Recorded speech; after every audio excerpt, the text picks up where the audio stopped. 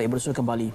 2,393,882 individu atau 70.3% daripada populasi telah menerima suntikan dos kedua vaksin sekaligus melengkapkan vaksinasi mereka setakat semalam. Baik, kita nak bersama dengan Akila Arbain. Difahamkan di Johor saja sudah pun mencecah 714,017 individu yang menerima vaksin masing-masing. Akila, laporannya.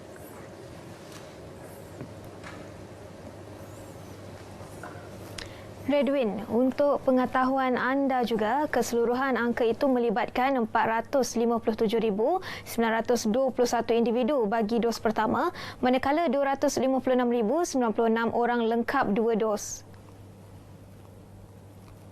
Sementara itu, pendaftaran vaksin bagi negeri ini pula telah merekodkan 2.1 juta individu menerusi aplikasi MySejahtera. Sebanyak 156 pusat pemberian vaksin PPV aktif di Johor, antaranya Persada Johor, Dewan Jubli Intan Kota Tinggi dan Dewan Maharani Muar serta PPV dikendalikan pihak swasta.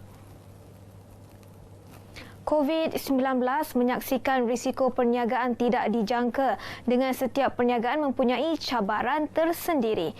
Bagaimanapun, kemampuan perniagaan untuk meneruskan operasi dengan ketidakpastian perlu ditangani sebaiknya usahawan.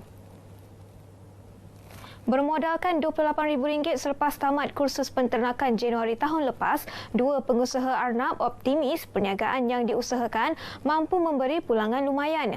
Mengakui berdepan cabaran ketika pandemik COVID-19, pengusahanya Abdul Halim Hassan tetap yakin perusahaan ternakan arnab di Pasar Laboratory Sendirian Berhad, Kota Tinggi mampu menjana pendapatan menerusi pelbagai produk arnab pedaging sejuk beku.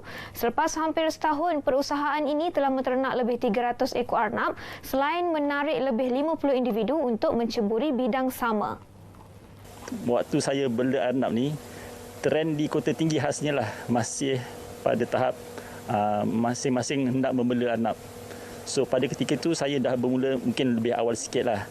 So pada masa itu saya pun biarkan anak-anak saya dan ramai yang datang membeli. Alhamdulillah, saya rasa tak sampai 6 bulan, apa yang saya modalkan tu dah balik modal lah. Kejayaan turut dikongsi rakannya Rauzan Isa yang mahu menjadikan arnab antara produk utama dalam pasaran Malaysia. Pertama, dia hanya memerlukan modal yang kecil, ruang yang pun kecil dan dia punya ROI pun cepat. Hanya dengan tempoh 3 bulan, penternak boleh mula mendapatkan pendapatan hasil daripada daging arnab. Mereka juga turut bercadang untuk memperluas pasaran berasaskan arnab di negara ini. Masih lagi dengan perkembangan di Kota Tinggi.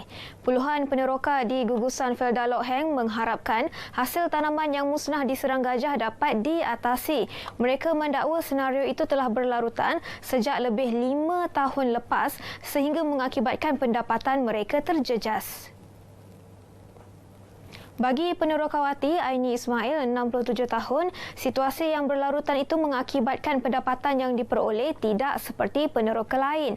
Lebih-lebih lagi ketika harga buah sawit yang cukup tinggi sekarang. Macam gini dah bukan bertahun dah lah, bukannya setahun 2 tahun, memang dah bertahun dah.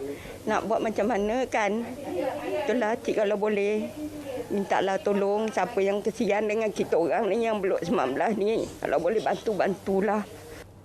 Memandang serius isu ini, Adun Johor Lama Roslili Jahari memaklumkan pihaknya akan berunding dengan pelbagai pihak termasuk Perhilitan bagi mengatasi perkara yang membelenggu peneroka. Jadi, cara yang terbaik, Felda sediakan ladang-ladang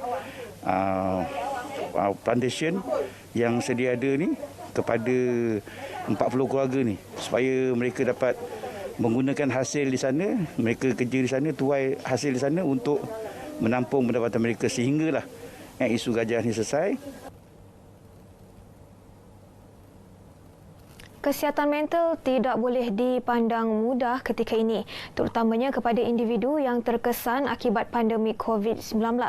Di Batu Pahat, seorang ibu muda terpaksa menggalas tanggungjawab menjaga suaminya yang mempunyai masalah kesihatan mental akibat hilang pekerjaan sebagai pemandu jengkaut ketika Perintah Kawalan Pergerakan tahun lepas.